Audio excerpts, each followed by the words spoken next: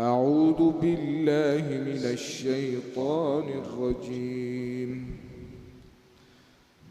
بسم الله الرحمن الرحيم. يا أيها الذين آمنوا لا تتخذوا اليهود والنصارى أولياء بعضهم أولياء بعض ومن يتولهم منكم فإنه منهم إن الله لا يهدي القوم الظالمين. فترى الذين في قلوبهم مرض يسارعون فيهم يقولون نخشى أن تصيبنا دائرة فعسى الله أن يأتي بالفتح أو أمر من عنده فيصبحوا على ما أسروا في أنفسهم نادمين. ويقول الذين آمنوا أهؤلاء الذين أقسموا بالله جهد أيمانهم إنهم لمعكم حبطت أعمالهم فأصبحوا خاسرين. يا أيها الذين آمنوا من يرتد منكم عن دينه فسوف يأتي الله بقوم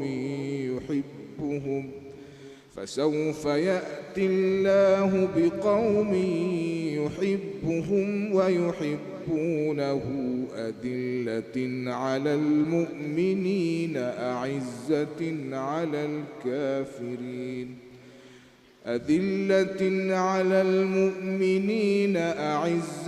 على الكافرين يجاهدون في سبيل الله ولا يخافون لومة لائم ذلك فضل الله يؤتيه من يشاء والله واسع عليم. إنما وليكم الله ورسوله والذين آمنوا الذين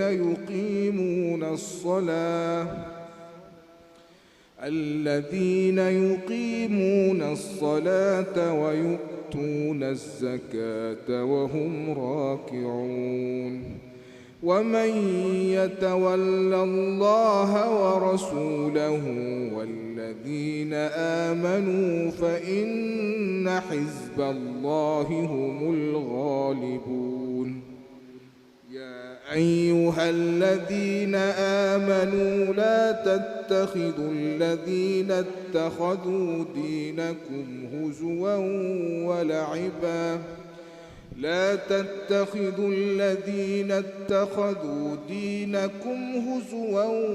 ولعبا من الذين أوتوا الكتاب من قبلكم والكفار أولياء واتقوا الله إن كنتم مؤمنين.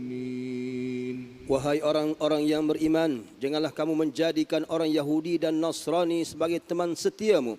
Mereka satu sama lain saling melindungi. Barang siapa di antara kamu yang menjadikan mereka teman setia, maka sesungguhnya dia termasuk golongan mereka. Sesungguhnya Allah tidak memberi petunjuk kepada orang-orang yang zalim. Maka kamu akan melihat orang-orang yang hatinya berpenyakit segera mendekati mereka, yakni Yahudi dan Nasrani, sambil berkata, kami takut akan mendapat bencana. Mudah-mudahan Allah akan mendatangkan kemenangan kepada Rasulnya atau sesuatu keputusan daripada sisinya, sehingga mereka menyesal terhadap apa yang mereka rahsiakan dalam diri mereka. Dan orang-orang yang beriman akan berkata, inikah orang yang bersumpah secara bersungguh-sungguh dengan nama Allah, bahawa mereka benar-benar beserta kamu. Segala amalan mereka menjadi sia-sia sehingga mereka menjadi orang yang rugi. wahai orang-orang yang beriman. Barang siapa di antara kamu yang murtad keluar daripada agamanya, maka kelak Allah akan mendatangkan suatu kaum, dia mencintai mereka dan mereka pun mencintainya, dan bersikap lemah lembut terhadap orang-orang yang beriman, tetapi bersikap tegas terhadap orang-orang kafir yang berjihad di jalan Allah dan yang tidak takut kepada celaan orang yang suka mencela. Itulah kurniaan Allah yang diberikannya kepada sesiapa yang dia kehendaki, dan Allah maha luas pemberiannya, lagi maha mengetahui. Sesungguhnya penolongmu hanyalah Allah, Rasulnya dan orang-orang yang beriman, yang melaksanakan salat dan menunaikan zakat sambil tunduk kepada Allah. Dan barang siapa menjadikan Allah, Rasulnya dan orang-orang yang beriman sebagai penolongnya, maka sesungguhnya pengikut agama Allah itulah yang menang. Wahai orang-orang yang beriman, janganlah kamu menjadikan pemimpinmu orang-orang yang membuat agamamu jadi bahan ejekan dan permainan, yaitu di antara orang-orang yang telah diberi kitab sebelummu dan orang-orang kafir, yakni juga orang-orang musyrik. Dan bertakwalah kepada Allah jika kamu orang-orang beriman. Dipersilakan. وَإِذَا نَادَيْتُمْ إِلَى الصَّلَاةِ اتَّخَذُوهَا هُزُوًا وَلَعِبًا ذَلِكَ بِأَنَّهُمْ قَوْمٌ لَا يَعْقِلُونَ قُلْ يَا أَهْلَ الْكِتَابِ هَلْ تَنقِمُونَ مِنَّا إِلَّا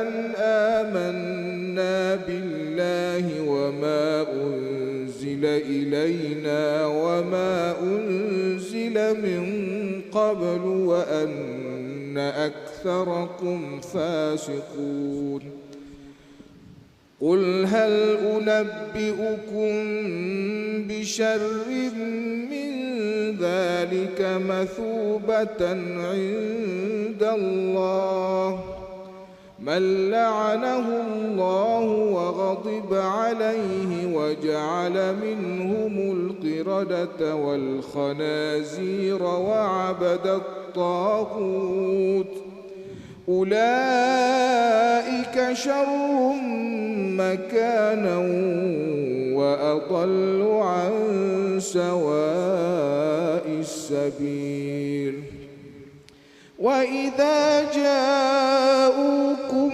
قَالُوا آمَنَّا وَقَدْ دَخَلُوا بِالْكُفْرِ وَهُمْ قَدْ خَرَجُوا بِهِ وَاللَّهُ أَعْلَمُ بِمَا كَانُوا يَكْتُمُونَ وَتَرَى كَثِيرًا مِّنْهُمْ يُسَارِعُونَ فِي الْإِثْمِ وَالْعُدْوَانِ وَأَكْلِهِمُ السُّحْتَ لَبِئْسَ مَا كَانُوا يَعْمَلُونَ لَوْلَا يَنْهَاهُمُ الرَّبَّانِيُّونَ وَالْأَحْبَارُ عَنْ قَوْلِهِمُ الْإِثْمَ وَأَكْلِهِمُ السُّحْتَ لَبِئْسَ مَا كَانُوا يَصْنَعُونَ وَقَالَتِ الْيَهُودُ يَدُ اللَّهِ مَغْلُولَةٌ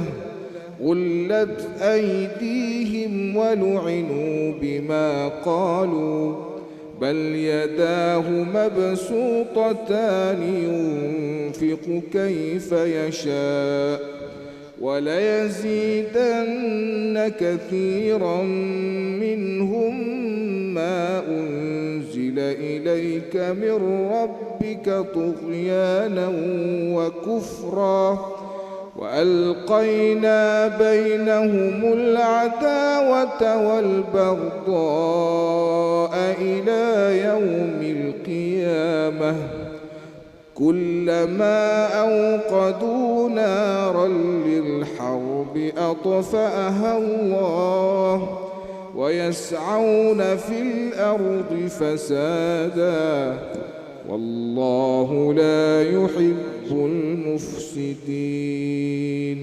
Dan apabila kamu menyeru mereka untuk melaksanakan salat, mereka menjadikannya bahan ejekan dan permainan. Yang demikian itu adalah kerana mereka orang-orang yang tidak mengerti. Katakanlah, wahai ahli kitab, adakah kamu memandang kami salah hanya kerana kami beriman kepada Allah, kepada apa yang diturunkan kepada kami dan kepada apa yang diturunkan sebelumnya? Sesungguhnya kebanyakan daripada kamu adalah orang-orang yang fasik. Katakanlah, wahai Muhammad, apakah akan aku beritakan kepadamu tentang orang yang lebih buruk pembalasannya daripada orang fasik di sisi Allah, yaitu orang yang dilaknat dan dimurkai Allah. Di antara mereka ada yang dijadikan kera dan babi, dan orang yang menyembah tagut. Mereka itu lebih buruk tempatnya dan lebih tersesat daripada jalan yang lurus. Dan apabila mereka Yahudi atau munafik datang kepadamu, mereka mengatakan kami telah beriman, padahal mereka datang kepadamu dengan kafiran, dan mereka pergi pun demikian. Dan Allah lebih mengetahui apa yang mereka sembunyikan. Dan kamu akan melihat banyak di antara mereka orang Yahudi berlumba-lumba dalam membuat dosa, permusuhan dan memakan yang haram. Sesungguhnya sangat buruk apa yang mereka lakukan. Mengapa para ulama dan para pendeta mereka tidak melarang mereka mengucapkan perkataan bohong dan memakan yang haram? Sesungguhnya sangat buruk apa yang mereka lakukan. Dan orang-orang Yahudi itu berkata, tangan Allah terbelenggu, bakhil, kikir. Sebenarnya tangan mereka lah yang terbelenggu, dan mereka boleh dilaknat dengan sebab apa yang mereka telah katakan itu. Bahkan kedua tangan Allah sentiasa terbuka, nikmat dan kurnianya luas melimpah-limpah. Dia memberi rezeki sebagaimana dia kehendaki. Dan Al-Quran diturunkan kepadamu daripada Tuhanmu itu pasti akan menambah kedurhakaan dan kekafiran bagi kebanyakan mereka. Dan kami timbulkan permusuhan dan kebencian di antara mereka sehingga hari kiamat. Setiap kali mereka menyalakan api peperangan, Allah memadamkannya. Dan mereka berusaha menimbulkan kerosakan di bumi. Dan Allah tidak menyukai orang-orang yang melakukan kerosakan. Fadhal. A'udzubillahi minasyaitonir rajim. ولو أن أهل الكتاب آمنوا واتقوا لكفرنا عنهم سيئاتهم ولأدخلناهم جنات النعيم ولو أنهم أقاموا التوراة والإنجيل وما أنزل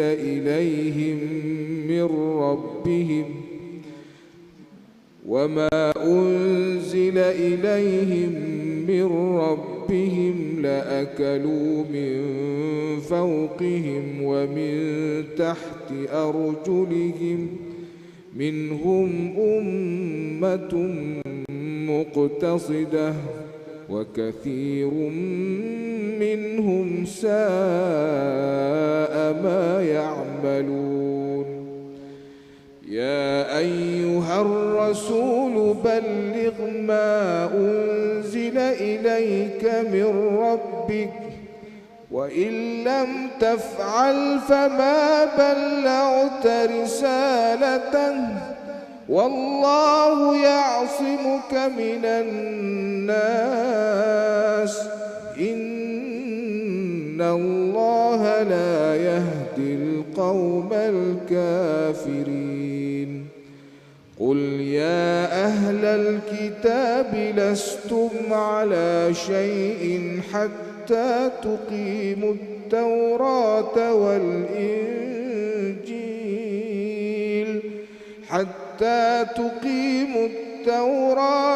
والإنجيل وما أنزل إليكم من ربكم وليزيدن كثيرا منهم ما أنزل إليك من ربك طغيانا وكفرا فلا تأس على القوم الكافرين إن الذين آمنوا والذين هادوا والصابئون والصابئون والنصارى من آمن بالله واليوم الآخر وعمل صالحا فلا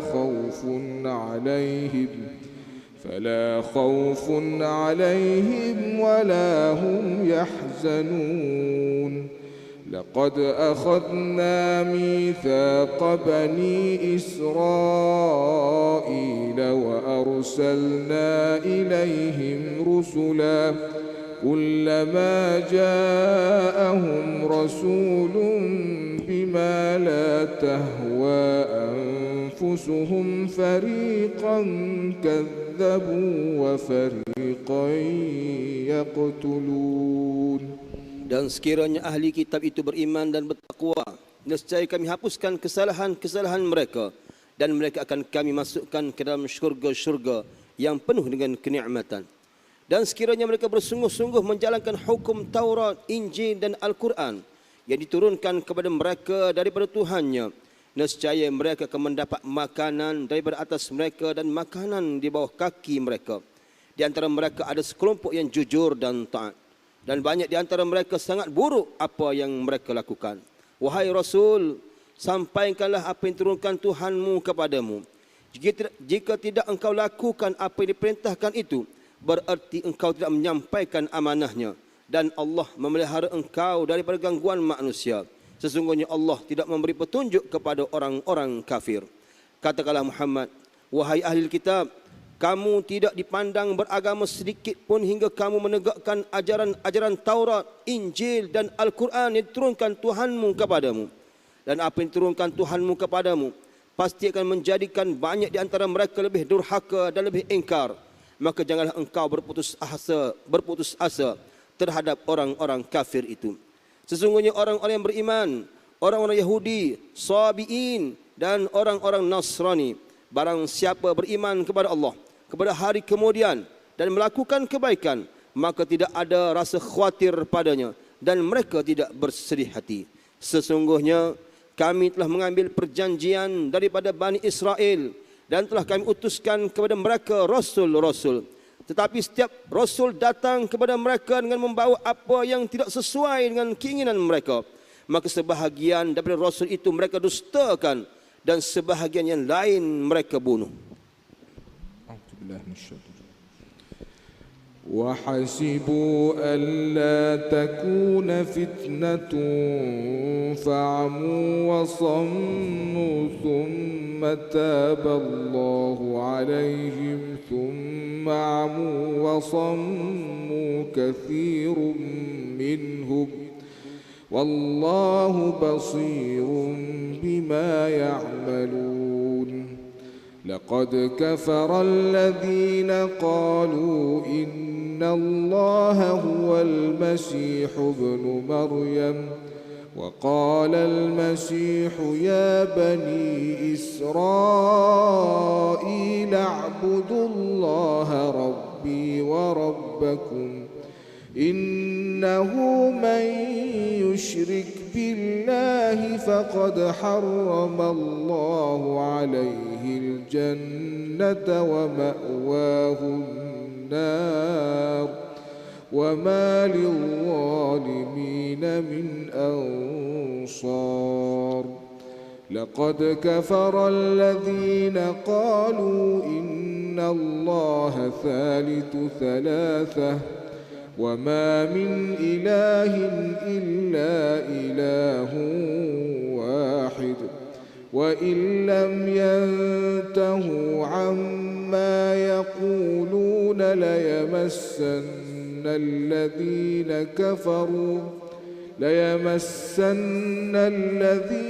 كفروا منهم عذاب أليم أفلا يتوبون إلى الله ويستغفرونه والله غفور رحيم ما المسيح ابن مريم إلا رسول قد خلت من قبله الرسل وأمه صديقة كانا يأكلان الطعام انظر كيف نبين لهم الآيات ثم انظر أنى يؤفكون قل أتعبدون من دون الله ما لا يملك لكم ضرا ولا نفعا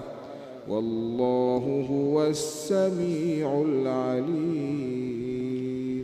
Dan mereka mengira bahawa tidak akan terjadi bencana apapun terhadap mereka dengan membunuh nabi-nabi itu. Oleh itu mereka menjadi buta dan tuli. Kemudian Allah menerima taubat mereka. Lalu ramai di antara mereka buta dan tuli. Dan Allah Maha melihat apa yang mereka lakukan. Sesungguhnya telah kafir orang-orang yang berkata, sesungguhnya Allah itu dialah Al-Masih Isa putra Maryam. Padahal Isa sendiri berkata, wahai Bani Israel, sembahlah Allah, Tuhanku dan Tuhanmu. Sesungguhnya barang siapa menyekutukan sesuatu dengan Allah, maka sesungguhnya Allah mengharamkan syurga baginya dan tempatnya ialah neraka. Dan tidak ada seorang penolong pun bagi orang-orang yang zalim itu. Sesungguhnya telah kafir orang-orang yang mengatakan bahawa Allah adalah salah satu daripada yang tiga. Padahal tidak ada Tuhan yang berhak disembah selain Tuhan yang Esa. Jika mereka tidak berhenti daripada apa yang mereka katakan, pasti orang-orang yang kafir di antara mereka akan ditimpa azab yang pedih. Mengapa mereka tidak bertaubat kepada Allah dan mohon keampunan kepadanya? Allah Maha Pengampun lagi Maha Penyayang. Al-Masih Isa putra Maryam hanyalah seorang rasul. Sebelumnya pun telah berlalu beberapa orang rasul dan ibunya seorang yang berpegang teguh pada kebenaran. Kedua-duanya memakan makanan. Perhatikanlah bagaimana kami menjelaskan ayat-ayat tanda-tanda kekuasaan kepada mereka, yakni ahli kitab. Kemudian perhatikanlah bagaimana mereka dipalingkan oleh keinginan mereka. Katakanlah Muhammad, mengapa kamu menyembah apa yang selain daripada Allah? Sesuatu yang tidak dapat menimbulkan bencana kepadamu dan tidak memberi manfaat. Dan Allah Maha mendengar lagi Maha mengetahui. Naam. أعوذ بالله من الشيطان. قل يا أهل الكتاب لا تغلوا في دينكم غير الحق ولا تتبعوا أهواء قوم قد ضلوا من قبل وأضلوا كثيرا وضلوا عن سواء السبيل لعن الذين كفروا من بني إسرائيل على لسان داود وعيسى بن مريم ذلك بما عصوا وكانوا يعتدون كانوا لا يتناهون عن منكر فعلوه لبئس ما كانوا يفعلون ترى كثيرا منهم يتولون الذين كفروا لبئس ما قدمت لهم أنفسهم أن سخط الله عليهم وفي العذاب هم خالدون ولو كانوا يؤمنون بالله والنبي وما أنزل إليه ما اتخذوهم أولياء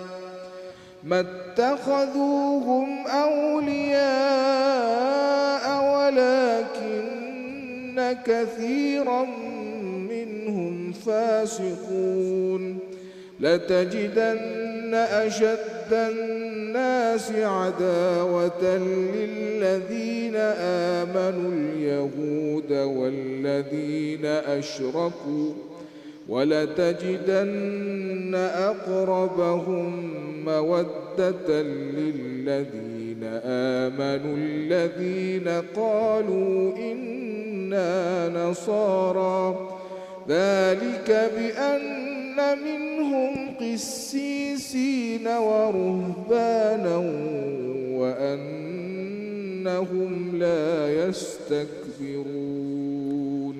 Katakanlah Muhammad, wahai ahli kitab, janganlah kamu berlebih-lebihan dengan cara yang salah dalam agamamu. Dan janganlah kamu mengikuti hawa nafsu orang-orang yang tersesat dahulu dan telah menyesatkan ramai manusia dan mereka sendiri tersesat daripada jalan yang lurus. Orang-orang kafir daripada Bani Israel telah dilaknat melalui lisan ucapan Nabi Allah Daud dan Isa putra Maryam. Yang demikian itu kerana mereka durhaka dan selalu melampaui batas. Mereka tidak saling mencegah perbuatan mungkar yang selalu mereka lakukan. Sesungguhnya sangat buruk apa yang mereka lakukan. Kamu melihat banyak di antara mereka tolong-menolong dengan orang-orang kafir musyrik.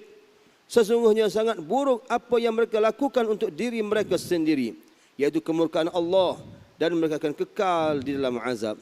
Dan sekiranya mereka beriman kepada Allah, kepada Nabi Muhammad dan kepada apa yang diturunkan kepada mereka, nescaya mereka tidak akan menjadikan orang musyrik itu sebagai teman setia.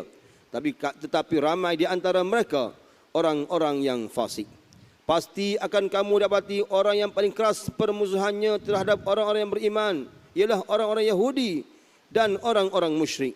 Dan pasti akan kamu dapati orang yang paling dekat persahabatannya dengan orang-orang yang beriman ialah orang-orang yang berkata, sesungguhnya kami adalah orang Nasrani. Yang demikian itu kerana di antara mereka terdapat para pendeta dan para rahib, juga kerana mereka tidak menyombongkan diri. A'udzubillahi minasyaitonir rajim. وَإِذَا سَمِعُوا مَا أُنْزِلَ إِلَى الرَّسُولِ تَرَى أَعْيُنَهُمْ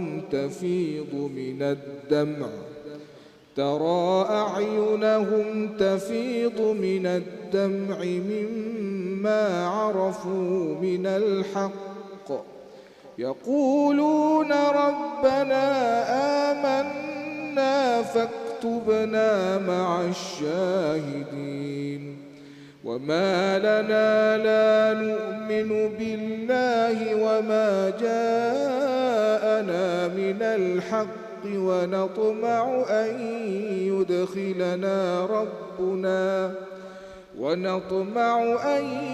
يدخلنا ربنا مع القوم الصالحين فأثابهم الله بما قالوا جنات تجري من تحتها الأنهار خالدين فيها وذلك جزاء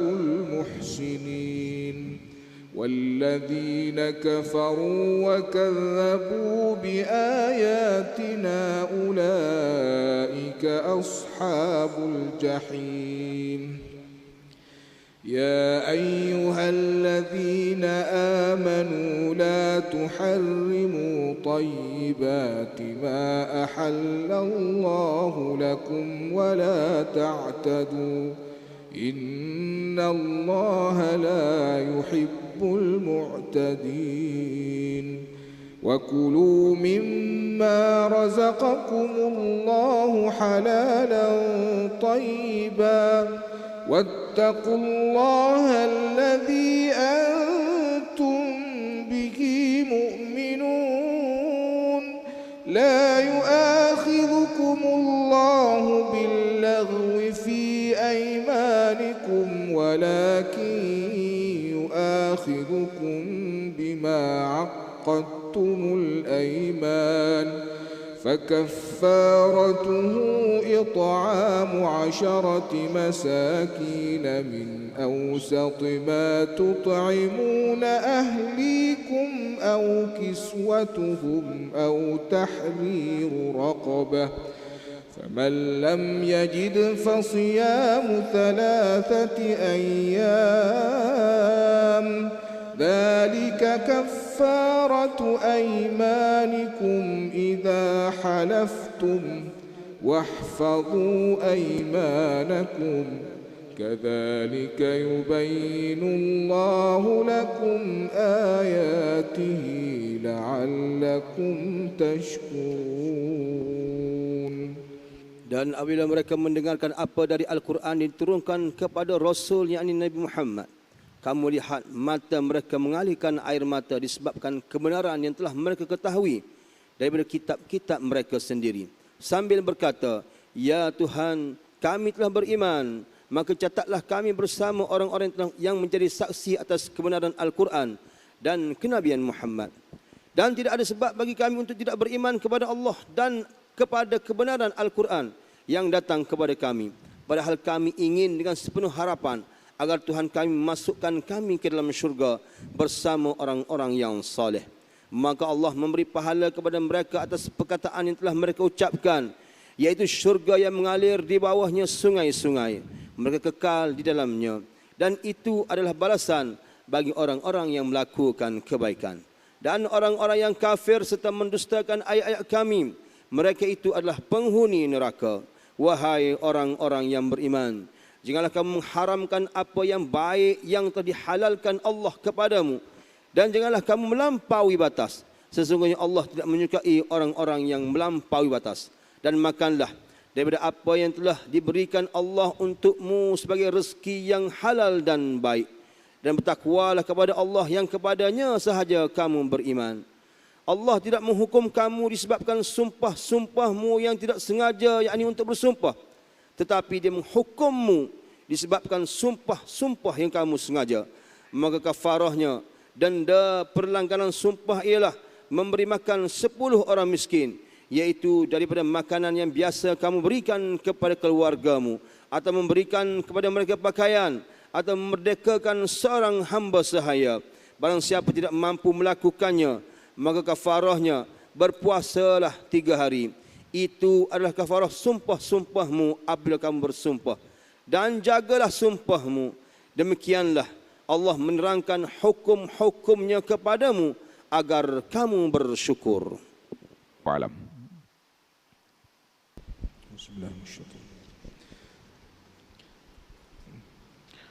يا أيها الذين آمنوا إنما الخمر والميسر والأنصاب والأزلام رجس من عمل الشيطان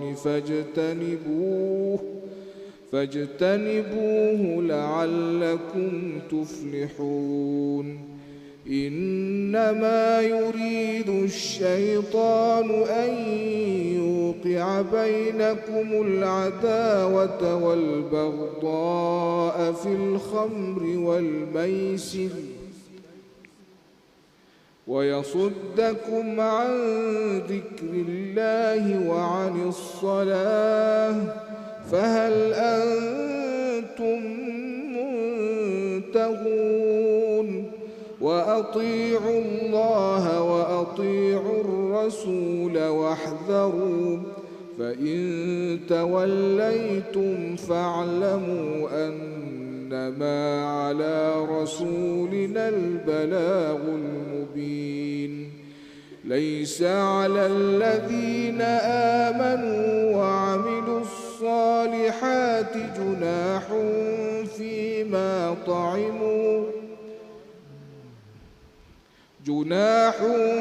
فيما طعموا إذا ما اتقوا وآمنوا وعملوا الصالحات ثم اتقوا وآمنوا ثم اتقوا وأحسنوا والله يحب المحسنين يا أيها الذين آمنوا ليبلونكم الله بشيء من الصيد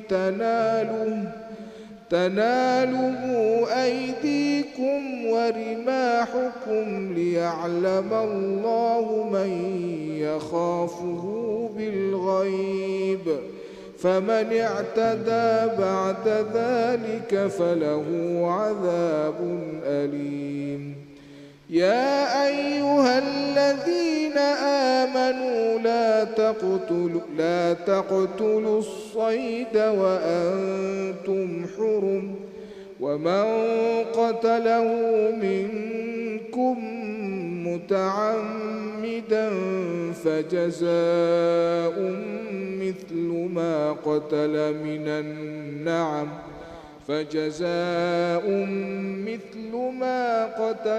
النعم يحكم به ذوى عدل منكم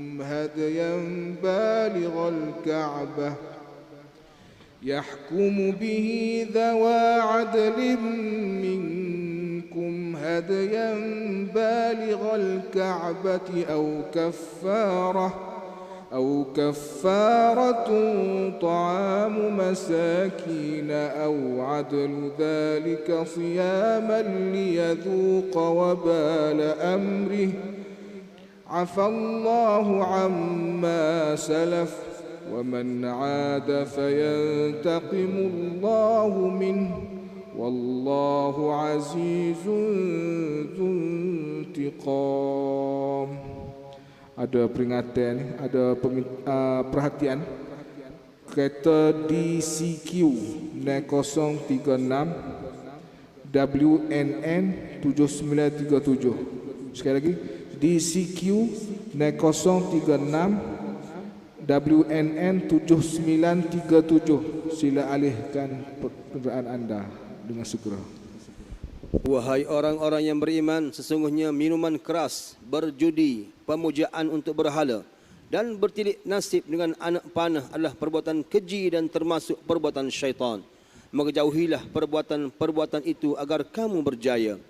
Dengan minuman keras dan judi itu, syaitan hanyalah mahu menimbulkan permusuhan dan kebencian di antaramu dan menghalangmu daripada mengingati Allah dan melaksanakan salat.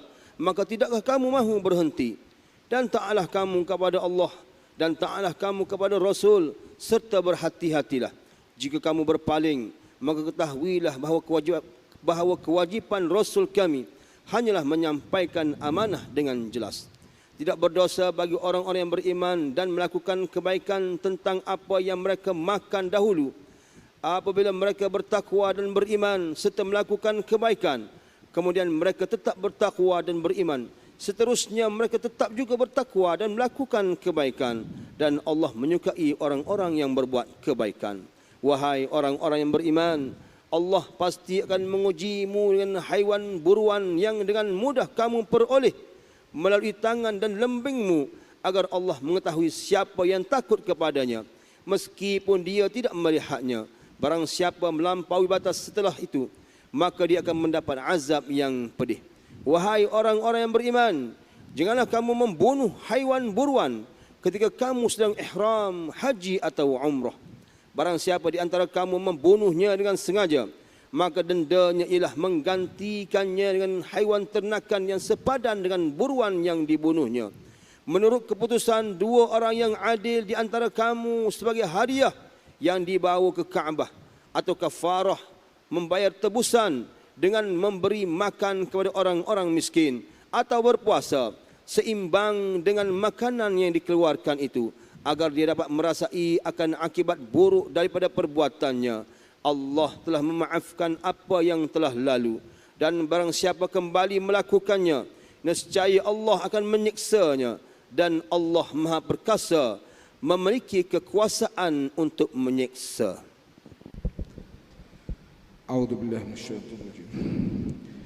أحل لكم صيد البحر وطعامه متاعا لكم وللسيارة وحرم عليكم صيد البر ما حرما واتقوا الله الذي إليه تحشرون. جعل الله الكعبة البيت الحرام قياما للناس والشهر الحرام والهدي والقلائد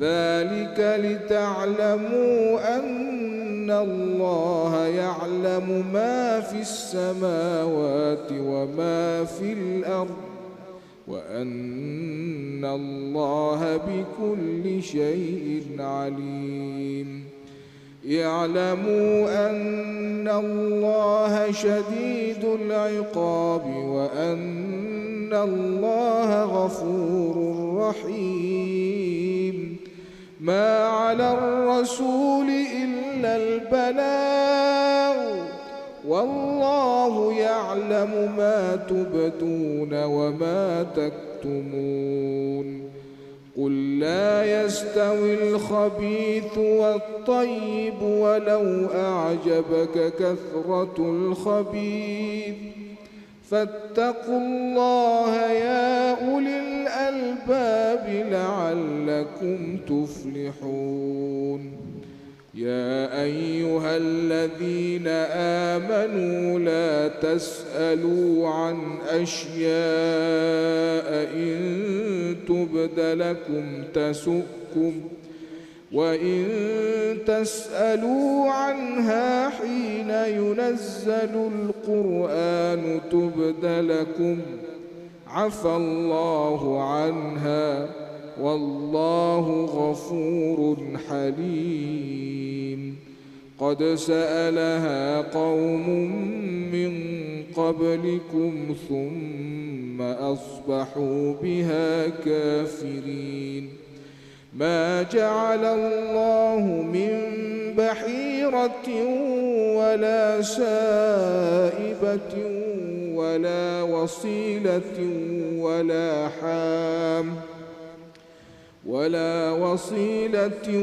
ولا حام ولكن الذين كفروا يفترون على الله الكذب وأكثرهم لا يعقلون. Minta perhatian sekali lagi deh. Kata tak ditarikh lagi tu. Mohon alih segera. DCQ 6036 DCQ 6036 WNN 7937 WNN 7937. Mohon alihkan segera kenderaan anda. Dihalalkan bagimu haiwan buruan laut dan makanan yang berasal daripada laut sebagai makanan yang lazat bagimu. Dan bagi orang-orang yang dalam perjalanan, dan diharamkan atasmu menangkap haiwan darat selagi kamu sedang dalam ihram, dan bertakwalah kepada Allah yang kepadanya kamu akan dikumpulkan kembali. Allah telah menjadikan Kaabah rumah suci tempat manusia berkumpul. Demikian pula bulan haram, haiwan korban dan kalung-kalung binatang korban. Yang demikian itu agar kamu mengetahui bahawa Allah mengetahui apa yang ada di langit dan apa yang ada di bumi, dan bahawa Allah Maha mengetahui segala sesuatu. Ketahuilah bahawa Allah sangat berat azabnya, dan bahawa Allah Maha Pengampun lagi Maha Penyayang. Kewajipan Rasul tidak lain hanyalah menyampaikan amanah Allah, dan Allah mengetahui apa yang kamu zahirkan dan apa yang kamu sembunyikan. Katakanlah Muhammad, tidak sama yang buruk dengan yang baik. Meskipun banyak daripada keburukan itu menarik hatimu, maka bertakwalah kepada Allah, wahai orang-orang yang berakal fikiran, agar kamu beruntung. Wahai orang-orang yang beriman, janganlah kamu bertanyakan kepada nabimu hal-hal yang jika diterangkan kepadamu justru menyusahkan kamu. Jika kamu menanyakannya ketika Al-Quran sedang diturunkan, nescaya akan diterangkan kepadamu. Allah telah memaafkan kamu tentang hal itu, dan Allah Maha Pengampun lagi Maha Penyantun. Sesungguhnya sebelum kamu telah ada segolongan manusia yang bertanyakan hal-hal seperti itu kepada nabi mereka, kemudian mereka menjadi kafir. Allah tidak pernah mensyariatkan adanya bahirah, saibah, wasilah dan ham, tetapi orang-orang kafir melakukan pendustaan terhadap Allah, dan kebanyakan mereka tidak menggunakan akal fikiran.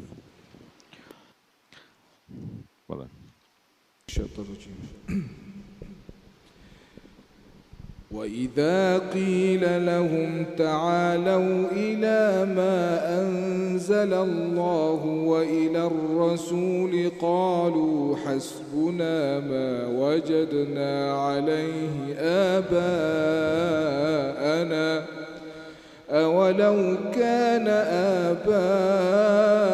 آباؤهم لا يعلمون شيئا ولا يهتدون يا أيها الذين آمنوا عليكم أنفسكم لا يضركم من ضل إذا اهتديتم إلى الله مرجعكم جميعا فينبئكم بما كنتم تعملون يا أيها الذين آمنوا شهادة بينكم إذا حضر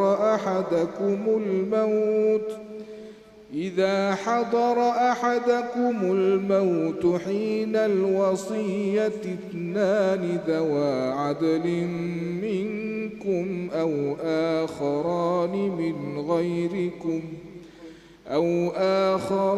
من غيركم إن أنتم ضربتم في الأرض فأصابتكم مصيبة الموت تحبسونهما من بعد الصلاة فيقسمان بالله إن ارتبتم لا نشتري به ثمنا ولو كان ذا قربى ولا نكتم شهادة الله إنا إذا لمن الآثمين فإن عثر على أنهما استحقا إثما فآخران يقومان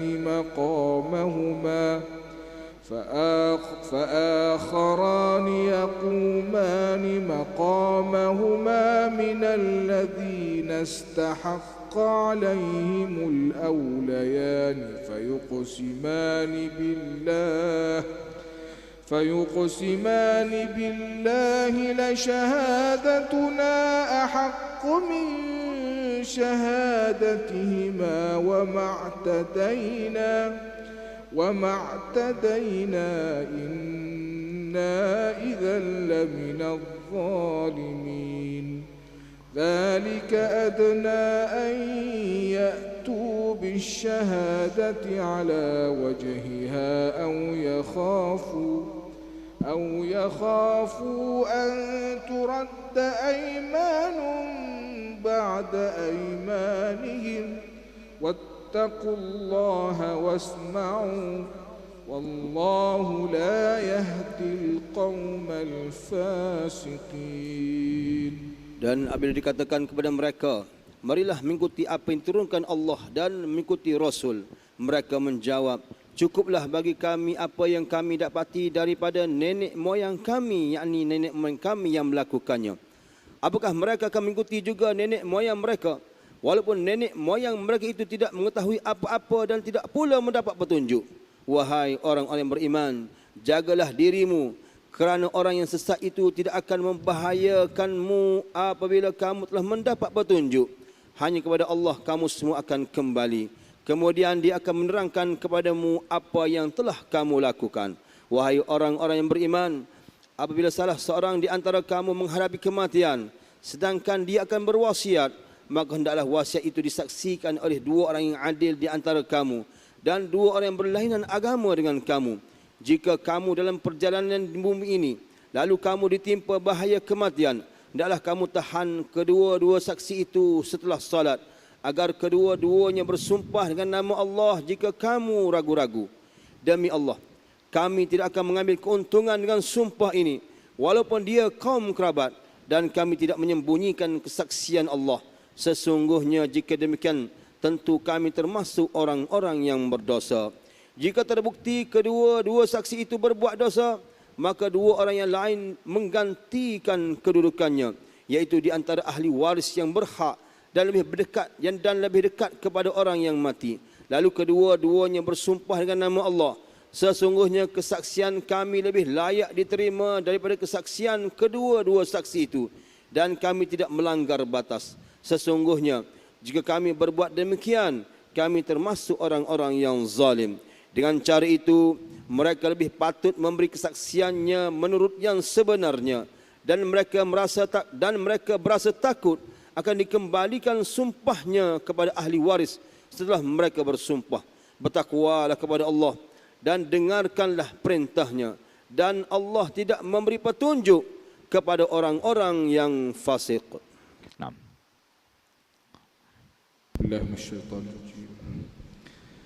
يوم يجمع الله الرسل فيقول ماذا أجبتم قالوا لا علم لنا إنك أنت علام الغيوب إذ قال الله يا عيسى ابن مريم اذكر نعمتي عليك وعلى والدتك إذ أيدتك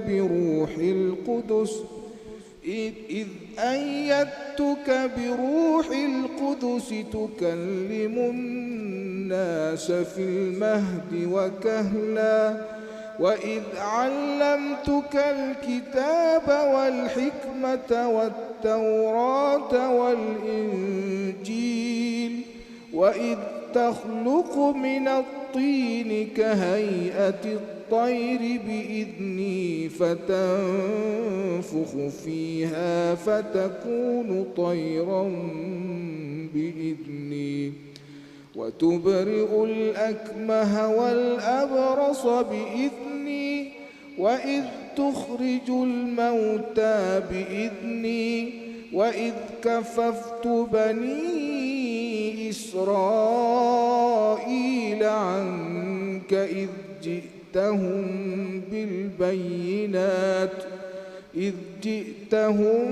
بالبينات فقال الذين كفروا منهم إن هذا إلا سحر مبين وإذ أوحيت إلى الحواريين أن آمنوا بي وبرسولي قالوا آمنا واشهد بأننا مسلمون إذ قال الحواريون يا عيسى ابن مريم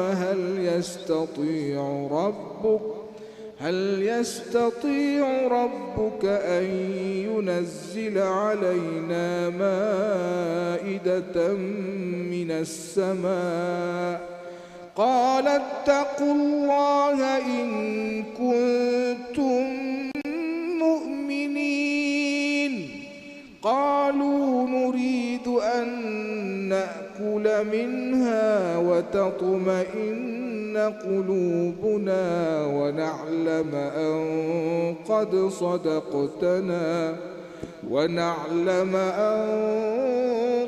صدقتنا ونكون عليها من الشاهدين.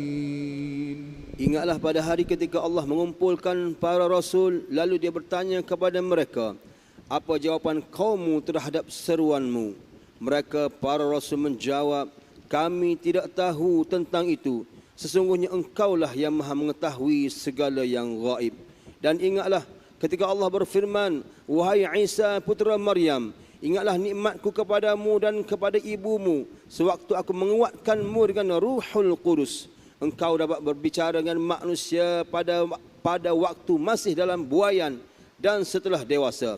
Dan ingatlah ketika aku mengajarkan menulis kepadamu juga hikmah pengetahuan Taurat dan Injil. Dan ingatlah ketika engkau membentuk daripada tanah seperti burung dengan izinku, kemudian engkau meniupnya lalu menjadi seekor burung yang sebenarnya dengan izinku. Dan ingatlah ketika engkau menyembuhkan orang yang buta sejak lahir dan orang yang berpenyakit kusta dengan izinku. Dan ingatlah ketika engkau menghidupkan orang mati daripada kubur dengan izinku.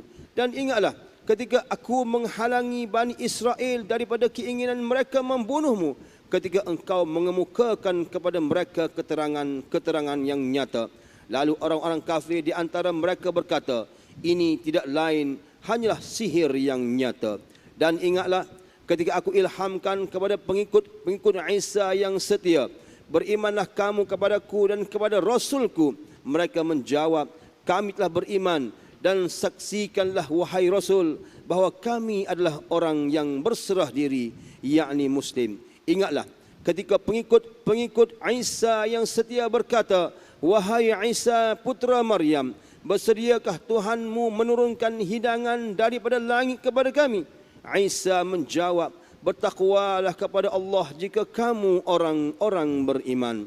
Mereka berkata, kami ingin memakan hidangan itu agar tenteram hati kami dan agar kami yakin bahawa engkau telah berkata benar kepada kami dan kami menjadi orang-orang yang menyaksikan hidangan itu.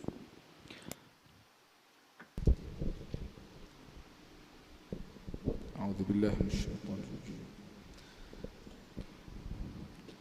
قال عيسى ابن مريم اللهم ربنا أنزل علينا مائدة من السماء تكون لنا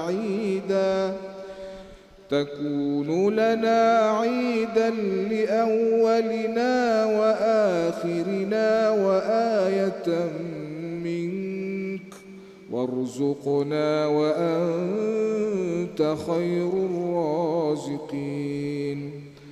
قال الله إني منزلها عليكم فمن يكفر بعد منكم فإني أعذبه عذابا لا أعذبه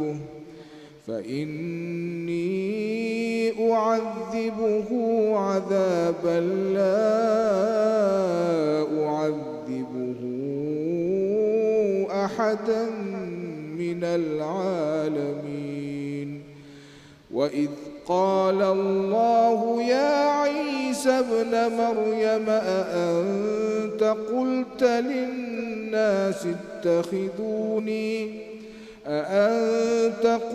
للناس اتخذوني وأمي إلهين من دون الله قال سبحانك ما يكون لي أن أقول ما ليس لي بحق إن كنت قلته فقد علمته تعلم ما في نفسي ولا أعلم ما في نفسك إنك أنت علام الغيوب. ما قلت لهم إلا ما أمرتني به أن اعبدوا الله ربي وربكم وكنت عليهم شهيدا ما دمت فيهم فلما توفيتني كنت أنت الرقيب عليهم وأنت على كل شيء شهيد. إن تعذبهم فإنهم عبادك وإن تغفر لهم فإنك أنت العزيز الحكيم. قال الله هذا يوم ينفع الصادقين صدقهم لهم جنات تجري من تحتها الأنهار خالدين فيها أبدا رضي الله عنهم ورضوا عنه Dzalikal fawzul azim. Lillahi mulkus samawati wal ardi wa ma fihin. Wa huwa ala kulli syai'in qadir. Isa putra Maryam berdoa, Ya Tuhan kami, turunkanlah kepada kami hidangan daripada langit, yang hari turunnya akan menjadi hari raya bagi kami, yaitu bagi orang-orang yang sekarang bersama kami ataupun yang datang setelah kami, dan menjadi tanda bagi kekuasaan Engkau. Berilah kami rezeki, dan Engkaulah sebaik-baik pemberi rezeki. Allah berfirman, sesungguhnya aku akan menurunkan hidangan itu kepadamu, tetapi barang siapa kafir di antaramu setelah turun hidangan itu, maka sesungguhnya aku akan mengazabnya dengan azab yang tidak pernah aku timpakan kepada seorang pun di antara umat manusia seluruh alam.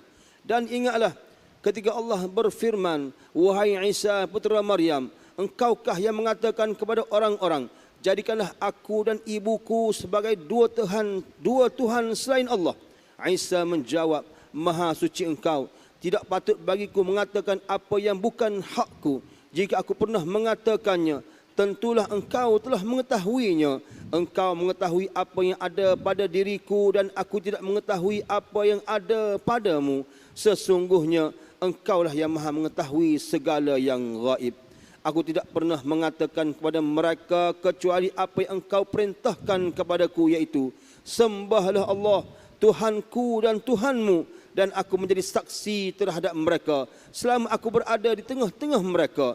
Maka setelah Engkau mengangkatku, Engkaulah yang mengawasi mereka, dan Engkaulah yang maha menyaksikan segala sesuatu.